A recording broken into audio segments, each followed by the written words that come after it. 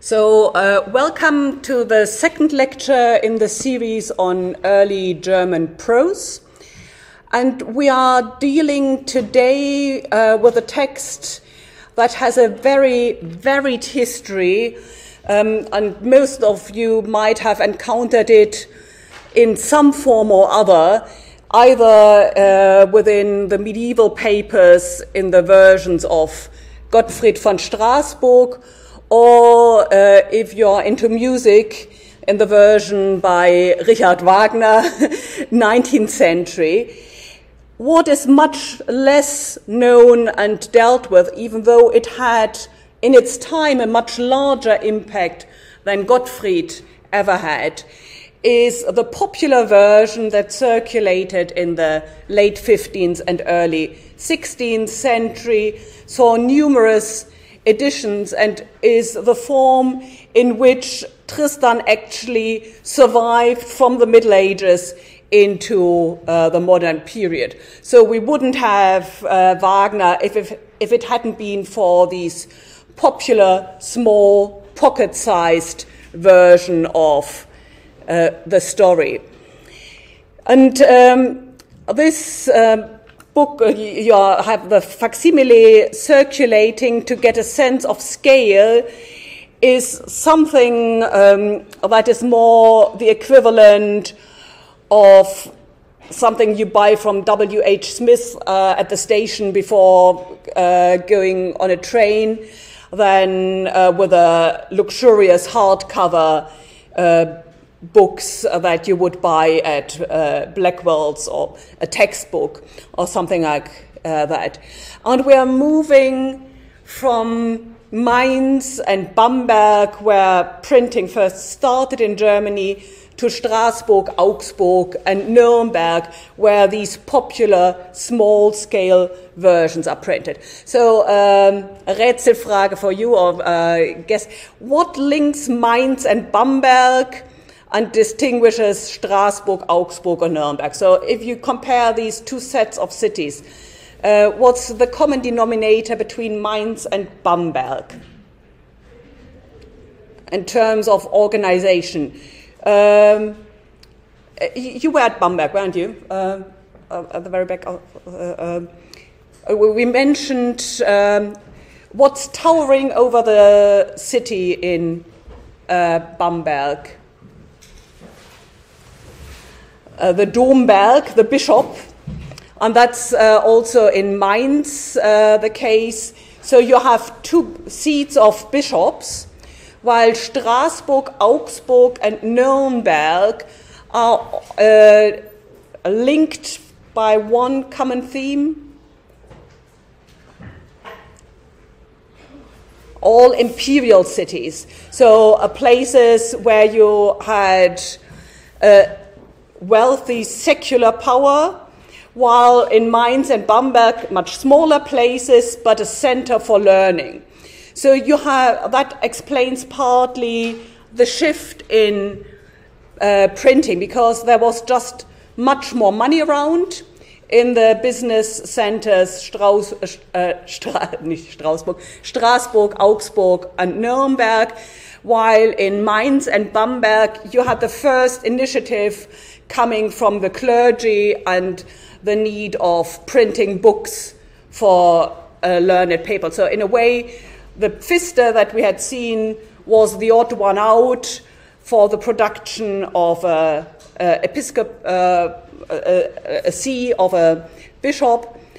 And then printing really takes off, not in these regional, small-scale places, but in places where there was money backing the enterprises.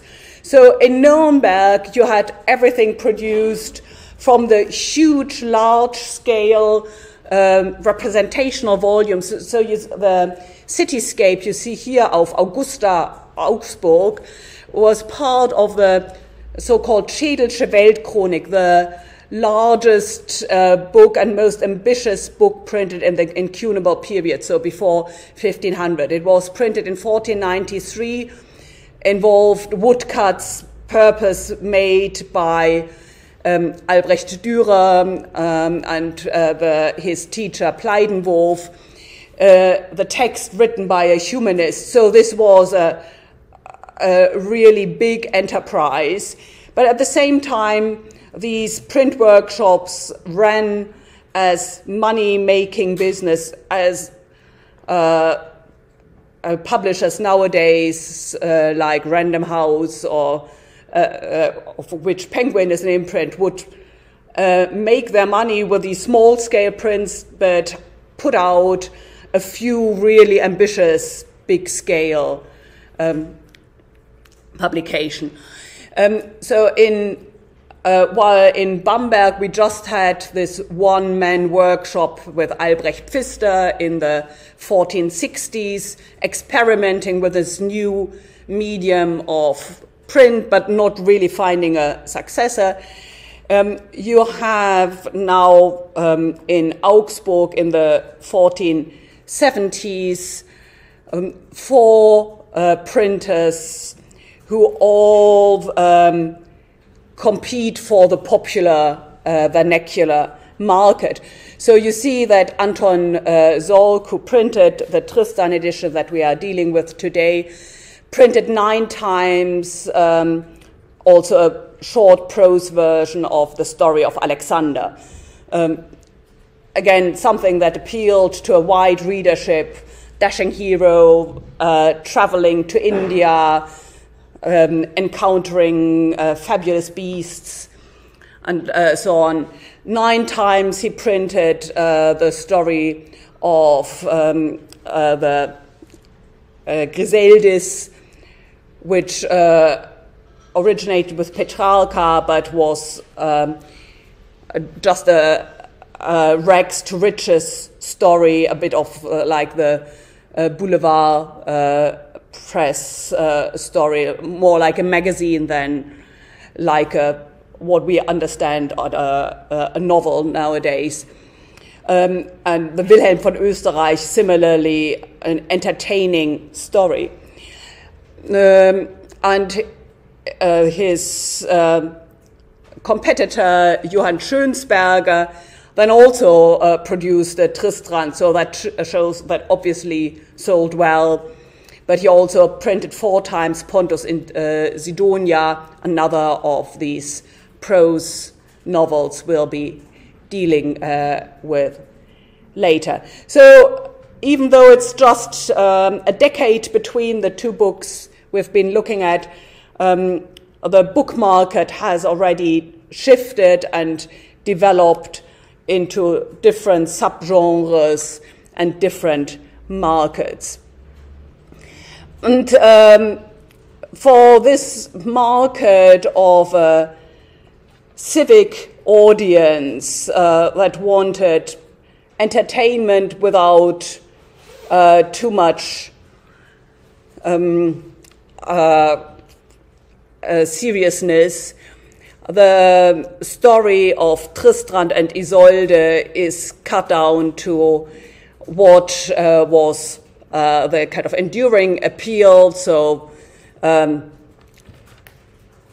dragons and sex both are, if you look at a Netflix series that sells as it sold in the 15th century.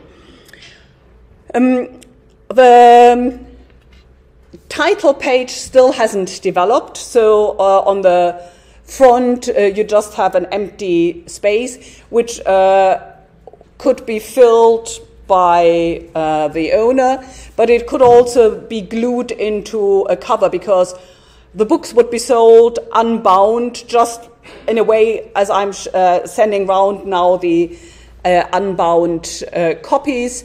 You would fold it yourself, stitch it into a temporary cover in a bit like I've done with a Pfister copy, and perhaps combine it with another copy. So the outside wouldn't be printed because that would be rubbed down or glued together with something else.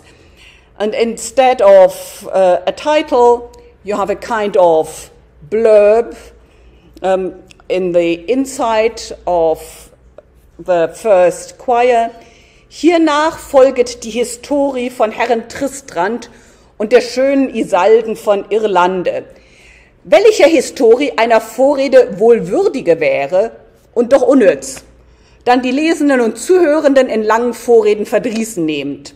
Darum sage ich die Historie auf das kürzt, die also laut. I don't know, could you just show hands how many have studied Gottfried? Yeah. Can you say something about, does it have a prologue? It has the prologue is actually one of the most elaborate pieces of Gottfried's Tristan. It has this acrostic giving the name of Dieterich, his patron, and establishing how exceptional the two lovers are, and it reflects on the nature of love. And it starts really philosophical. Gedächte man der zur Gurte nicht von den der Werde Gurtgeschicht, so wär es alles also nichts, was Gurtes in der Weltgeschicht.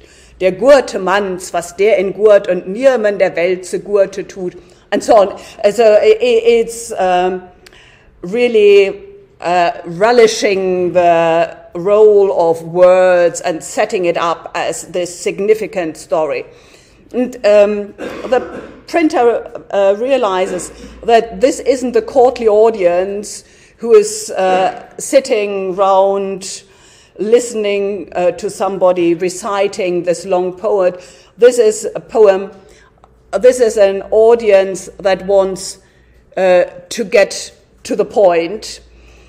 And another interesting point is that he is mentioning die Lesenden und Zuhörenden. So this is still literature despite being in prose, so not easily to memorize. It's still meant to be proclaimed, to be recited for oral delivery. So for each of the copies that were sold, you have to imagine a full crowd of people participating in some form of it. So some people just flicking through, looking at the woodcuts, some listening to it being read out, and we have actually accounts of that period that these would be taken on journeys, and people would be entertaining other travelers on the carriage to the fair in Nuremberg by reading out these popular stories. So it's also important to have a clear visual structure that you know. So on this next leg of the journey, I can read one of these Abenteür. That's the structuring, how it's called, to my fellow travelers. And then I know where to take off. And each of these units should be self-contained so that you can stop and go as you like. So the structuring device we had seen last week with the vier Historien was just one title for each of the stories. So Joseph, Daniel, Judith, and Esther. Here it's broken down into smaller sections, most of them starting with a Pilcrow, this kind of paragraph marker, and then Abenteür. So that's the same title, if any of you have done the Nibelungenlied, which is structured in Abenteür, which is as much a poetological unit as it is a kind of unit of work.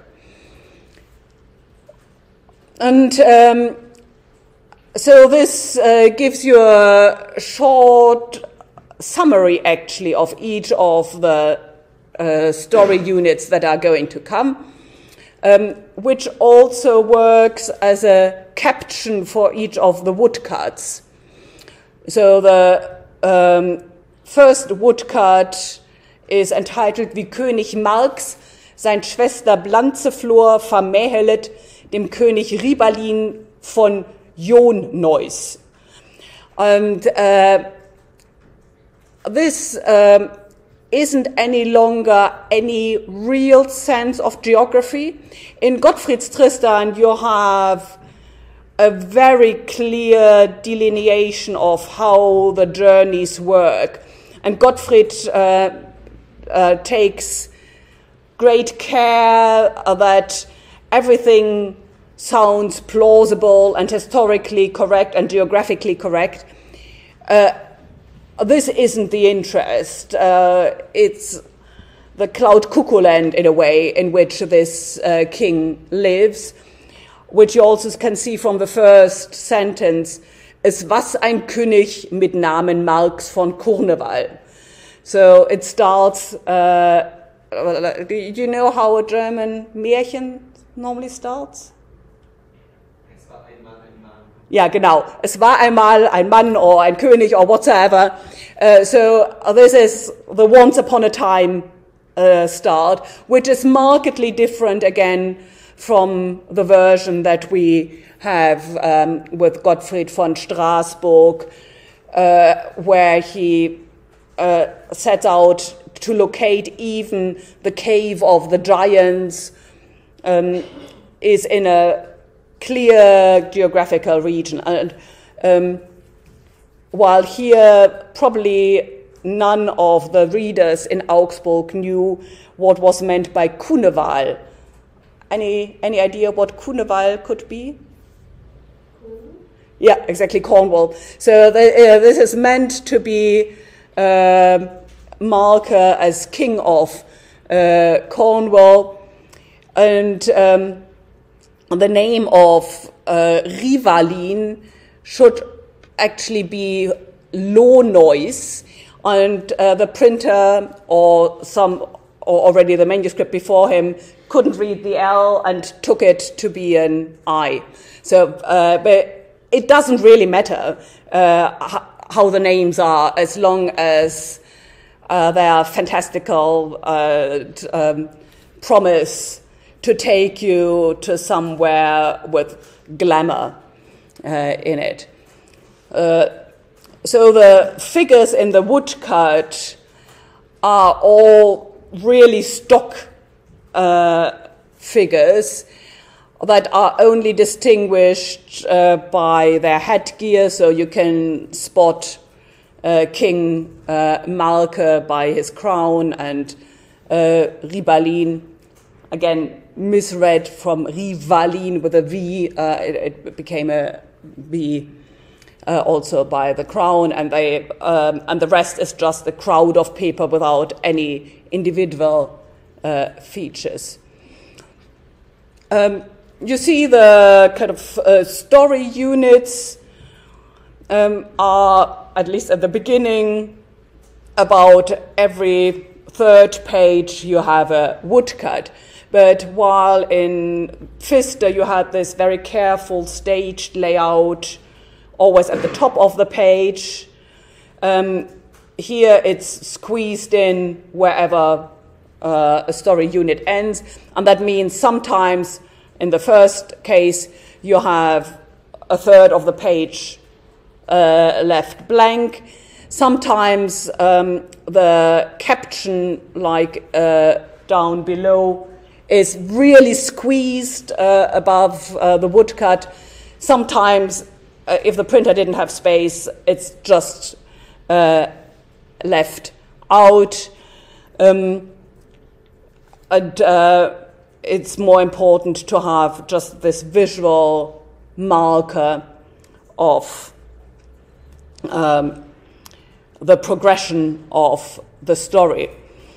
And the second caption is already the Abenteür wie Tristran erzogen ward. Again, if you have studied Gottfried, you know the parent story takes about a third of the whole text, and it's built up very carefully to be a prefiguration of what happens to Tristrant und Isalde.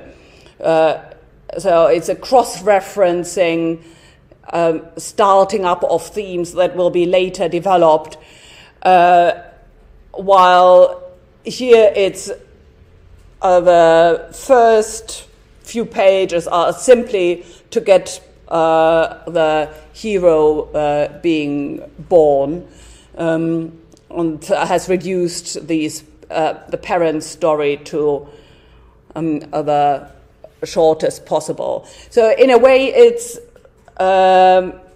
reversing a development that you could see in the courtly literature of the 12th century, where the prequels grow bigger and bigger.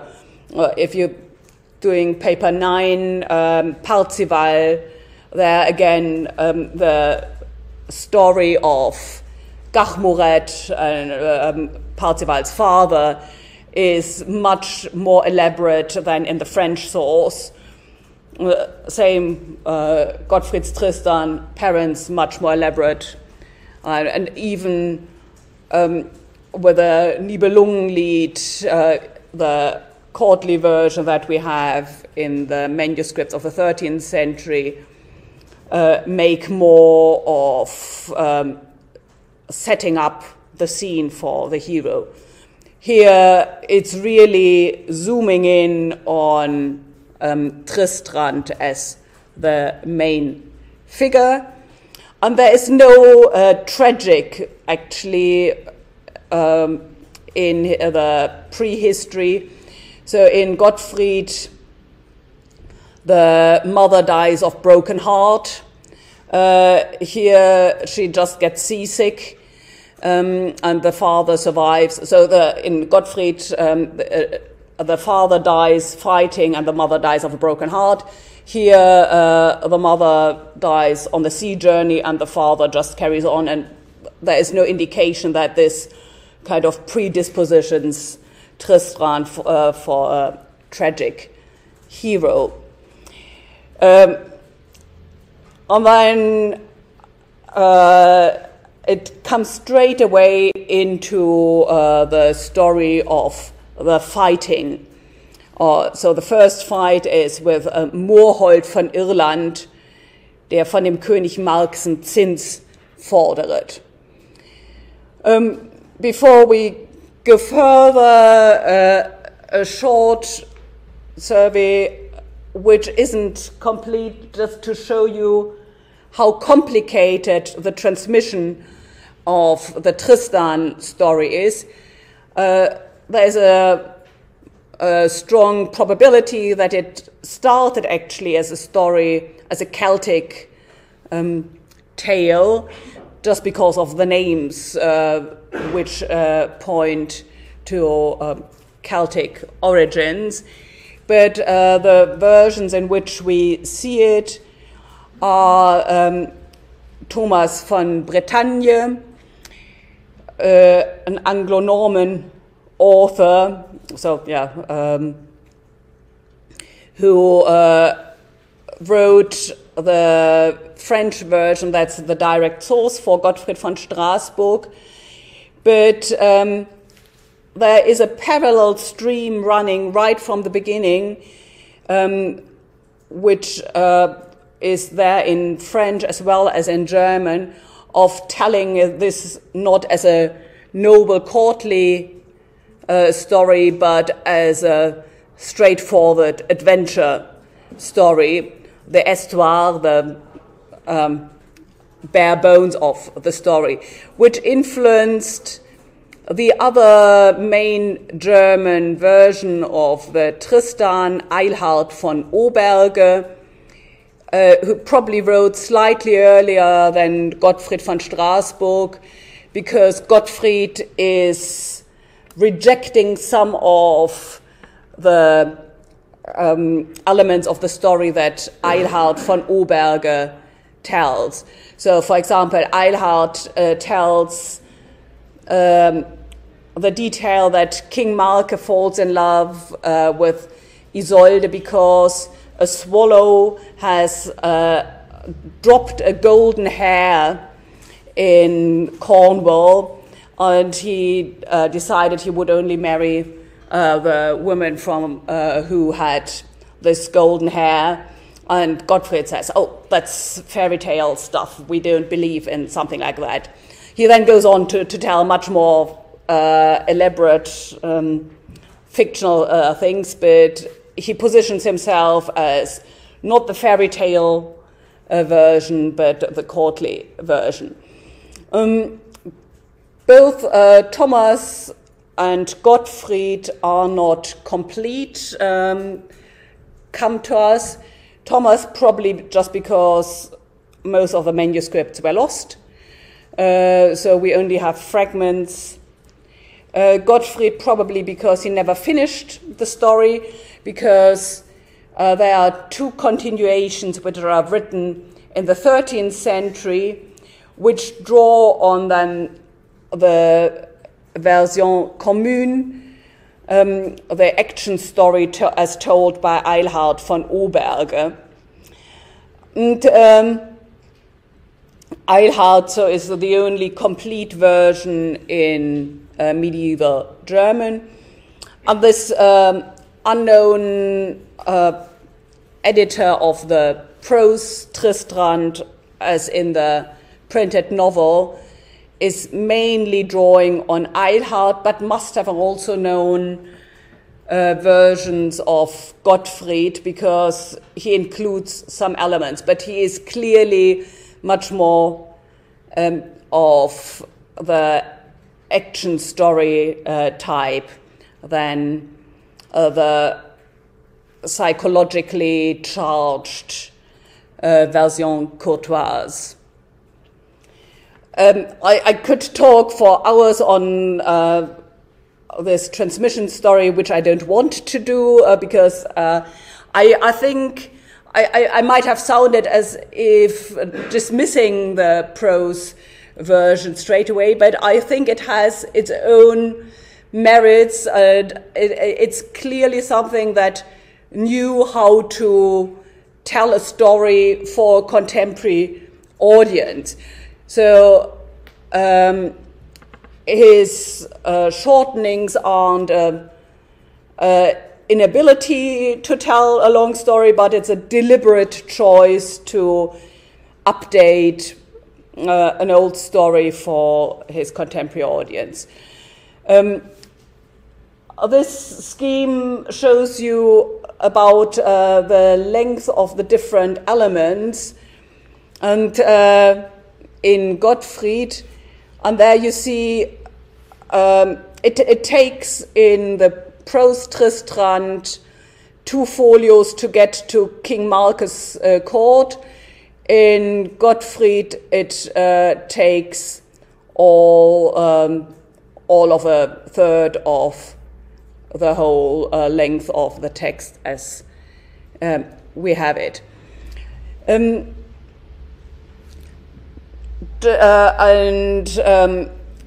The focus then is really on developing the love story between Tristan and Isolde, and the tricks that lovers have to play to continue seeing each other after Isolde has arrived at the court of Marke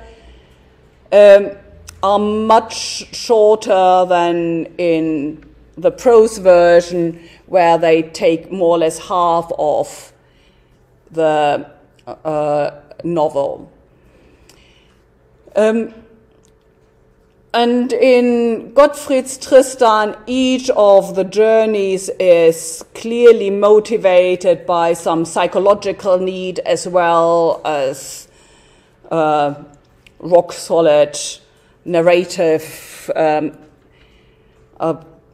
necessity, while in the prose version, really the traveling is just a shortly mentioned shortcut between one fight to the next. So he goes over to Ireland to fight first Morold. He gets wounded there, because Moorholz's sword has been poisoned. So he has to travel. He travels back to Cornwall, can't be here there, travels again to Ireland to be cured.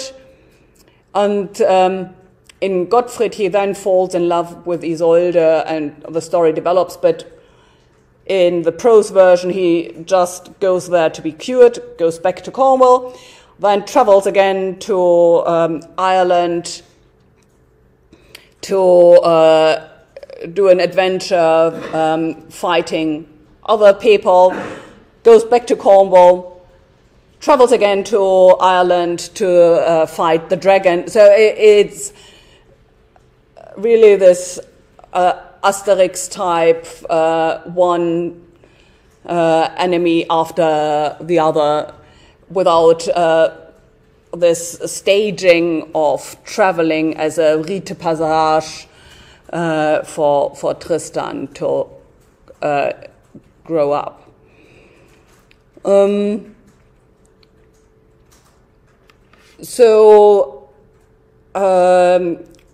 This is just back and forth to Ireland, as I had said. That's continued, wie Herr Tristan wieder heimkam und empfangen ward. He came again back to Cornwall and was received.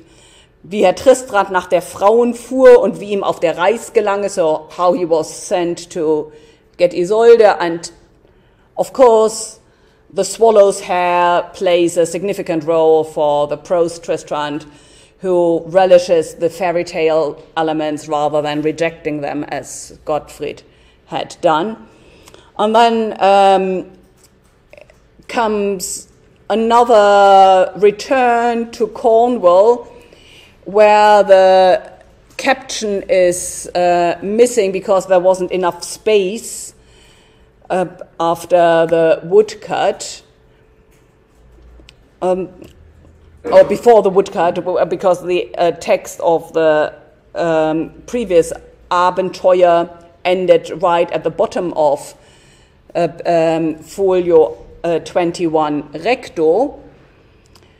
And then, so this is now Tristran's third return to Cornwall. Und als zu Tintagel kam, aus dem Schiff ging und ihn sein Diener Kurneval ersah und erkannt, ward er von großen Freuden und Liebzehren und entbot dem König die Zukunft seines Oheim, demselben Boten war zu Botenbrot, dass er für an vor aller Armut gefreit ward, wie mit großen. And then the narrator comments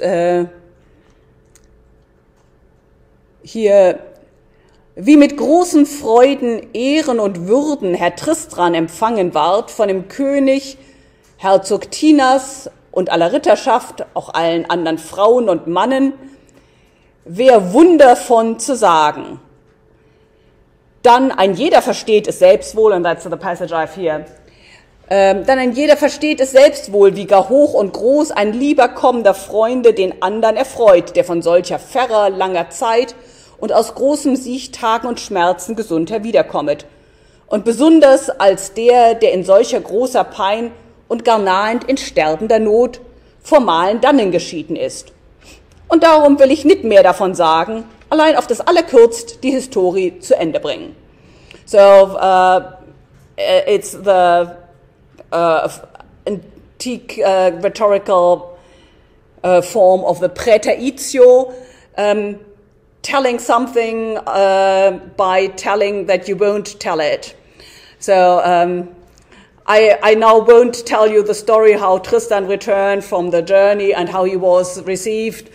In the act of doing it, you do it, but without annoying the audience, hopefully, by dwelling too long on something they can imagine for themselves.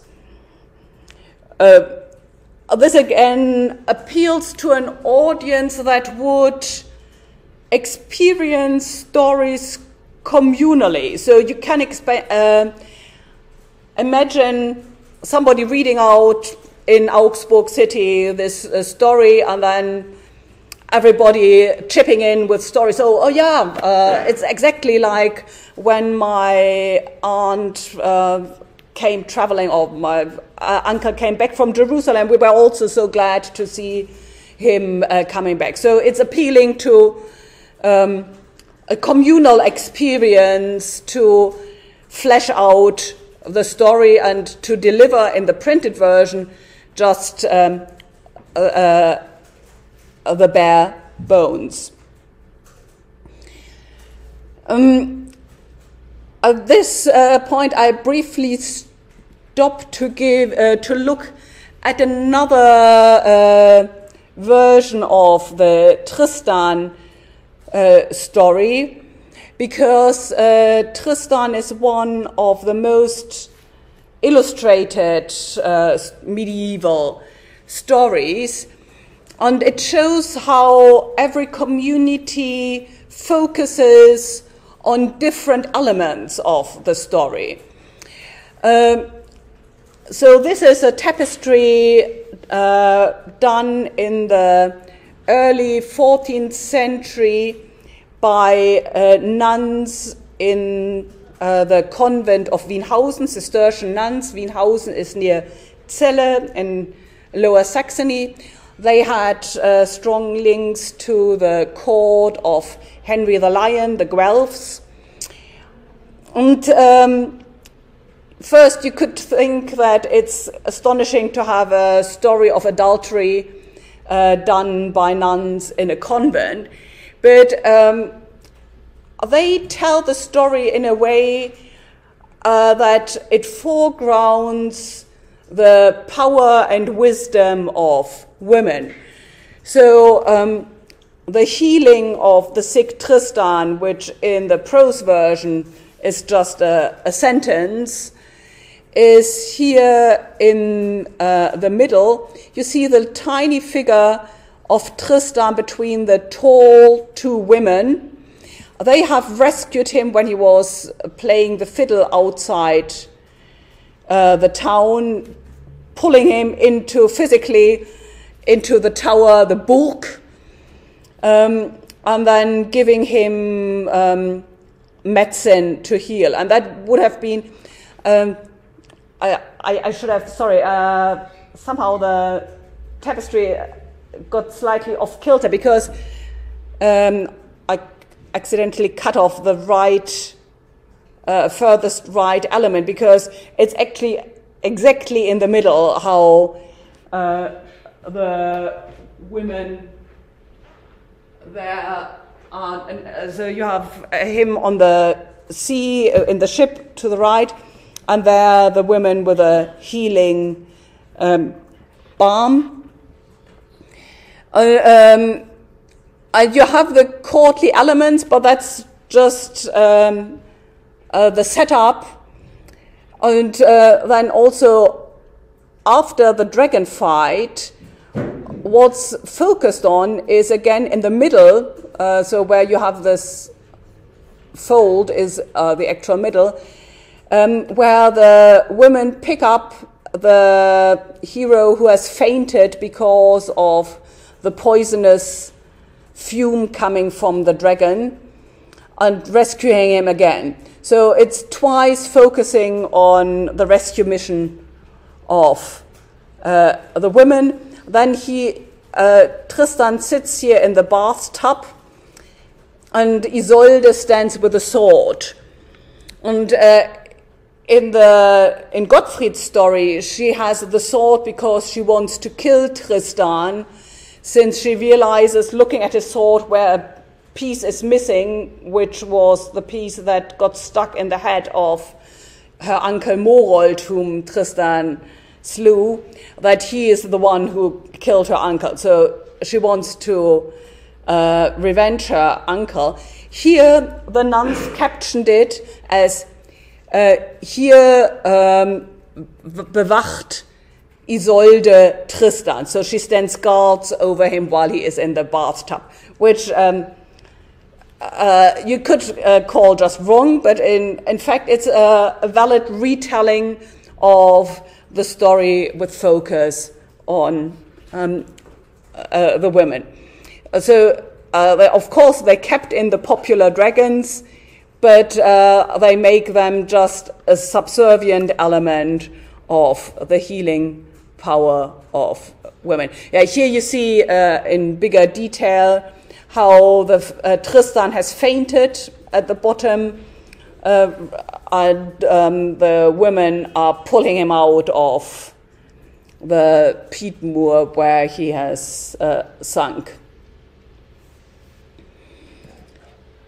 And the dragons, of course, also have their place in the Prosa-Tristan, and that's the only woodcut that might actually point to the fact that possibly the person doing the woodcuts knew an illuminated manuscript of Eilhart, because the dragon fight looks similar. So some people have argued that the illustrator used an illuminated manuscript, but I think it's rather that there was such a strong stereotype on how to depict dragons as popular adventure story material, because many of the other elements aren't the same, that I think it's developed independently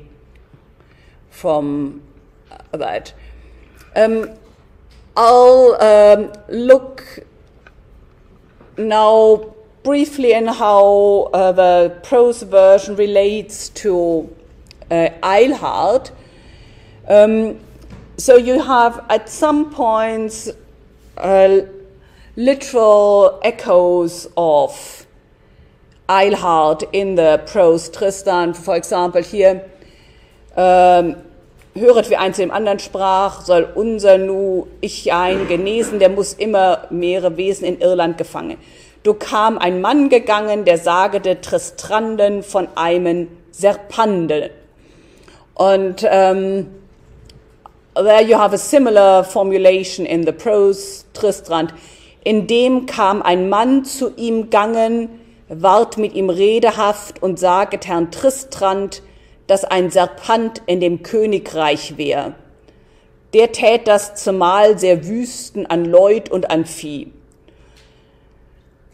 But this passage, and even more than the story of the Minnetrank, shows that contrary to what the storyteller claims that he has shortened, in many aspects he has actually elaborated on the original story whenever he thought people would like it. So the dragon fight becomes considerably longer, and also in the story with the Minnetrank, so the mother of Isalde, the Queen of Ireland, prepares a love potion to be drunk in the wedding night by King Malke and Isalde to bond them forever.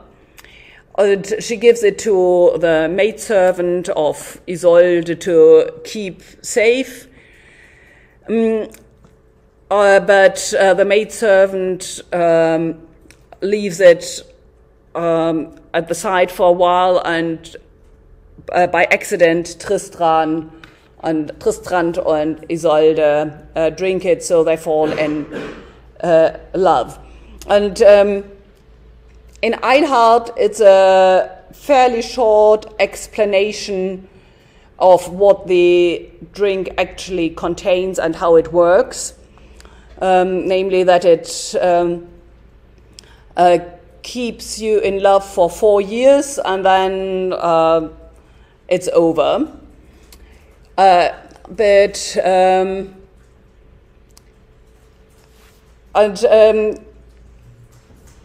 So yeah, but during these 4 years, von dem Tranke hätten sie sich lieb, ab sie wären eine Wochen voneinander ungesprochen, sie mussten beide wessen Tod. Der Trank was so getemperot, von also großer Stärke, das moget ihr wohl gemerken. And the prose version tries to make a more rational case out of the potion by explaining if the love potion ended after 4 years, why does the story go on and on until both of them are dead, because they keep seeing each other. And it explains that it's natural for people after they've been in love for 4 years that they just don't fall out immediately, but that it keeps being effective. So he explains that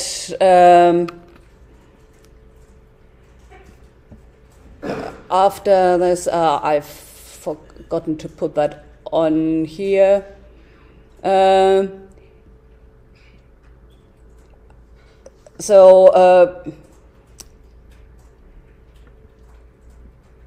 Ja,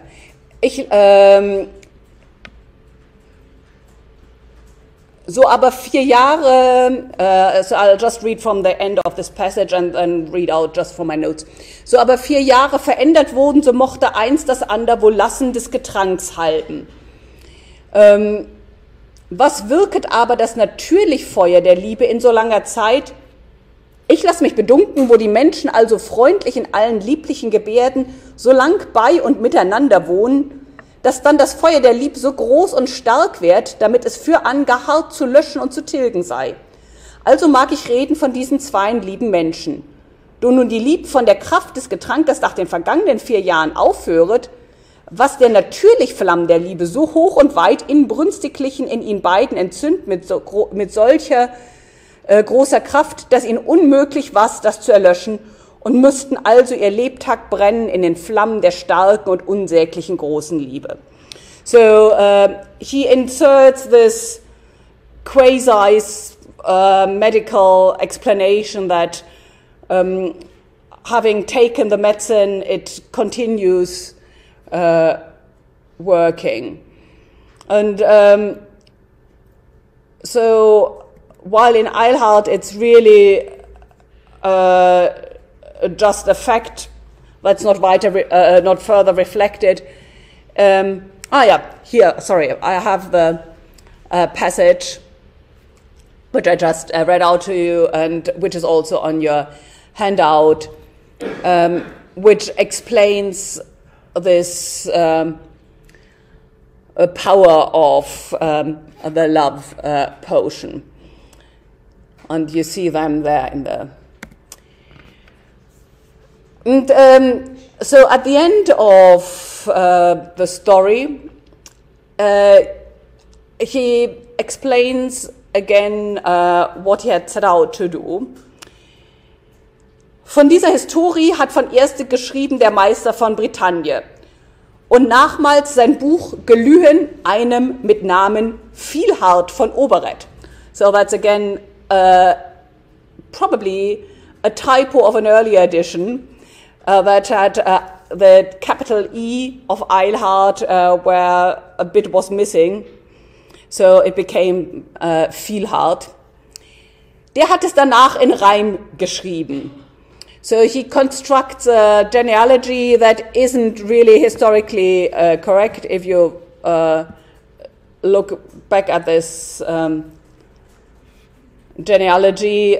So Thomas didn't write in prose and then give it to Eilhart to turn it into rhyme, but it gives it at least a kind of literary history.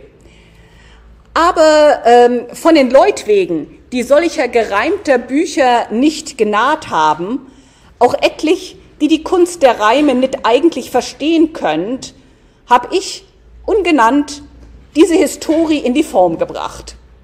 So his explanation for turning it into a prose version is really that some people are allergic to verse and find it kind of too long-winded, and others just don't get it. Either way, it's easier accessible so it's kind of Tristan in leichter Sprache, prepared, and he doesn't give his name, but capitalizes the V von ungenannt, so as if it's a pseudonym for the prose version. Wo aber ich geirret habe, bitte ich zu bessern, die das lesen oder abschreibend. Hier endet sich Herr Tristran, gedrucket zu Augsburg von Antonio Sorg im 1484. Jahre. So I end my lecture here with a prose narrator, also a kind of captatio benevolentiae for that. Next week, we are back here, but not for the lecture, but rather for the Sendbrief vom Dolmetschen version. And anybody who's interested to turning the hand to typesetting is welcome to come between 2 and 4:30 to the Bibliographic Press, which is in the Schola Musicae in the old schools quad of the Bodleian. And I can promise it's a real eye-opener, and you get much more lenient with the early printers if you have tried typos yourself to go there.